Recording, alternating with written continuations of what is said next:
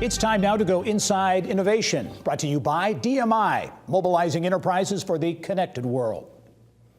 Well, IU continues to set records for tech transfer activity. The school's Innovation and Commercialization Office reporting a record-setting 485 inventions over a 3-year period. And for more on what's fueling these IU discoveries and an increase in women entrepreneurs as well, let's turn to Vice President for Research, Fred Cate. And as always, Fred, welcome back to the program. Thank you. Pleasure to be here. We talk about tech transfer. Many people know exactly what that is, but give us the thumbnail. Is tech transfer has largely been coming out of universities on the coasts, but now really becoming something that IU and other universities in the Midwest are taking advantage of. Well, that's exactly right. And tech transfer is all about taking the ideas that come out of the lab, that come out of the research environment, and translating them into products and services that could be useful to the community. So just like we publish articles or we give presentations, a far more effective way to get things out is to do it through tech transfer. Yeah, creating real things exactly on a regular basis.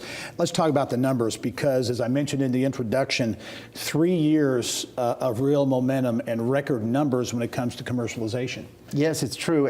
Each year has been a record, and so we're starting to set a standard now that's making me actually a little nervous about keeping it up. But you mentioned the number of 500 inventions, and those are 500 now practical things that will benefit the public. We've seen 505 patents over the past 3 years. So again, getting that federal intellectual property protection so that companies now are more interested in investing in those.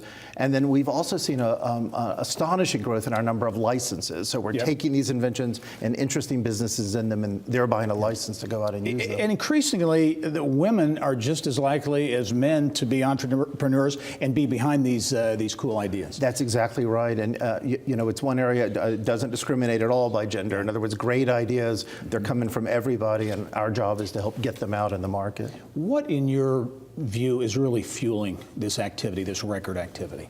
Well, I think there are a lot of things. I mean, one is, as you mentioned, tech transfer has been around for a long time. It's been something largely done at the coast, and we're getting better and better at it in the middle of the country. Another thing, it's been very sustained investment at IU, and so as you know, we've completely restructured the way that we approach technology transfer.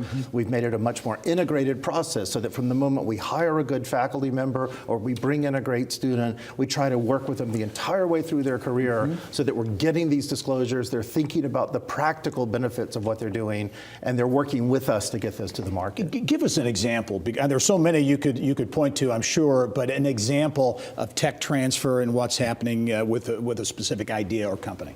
Right. Well, a good example is researcher Richard DeMarchi, who was at Eli Lilly and Company, and then he joined the faculty at IU.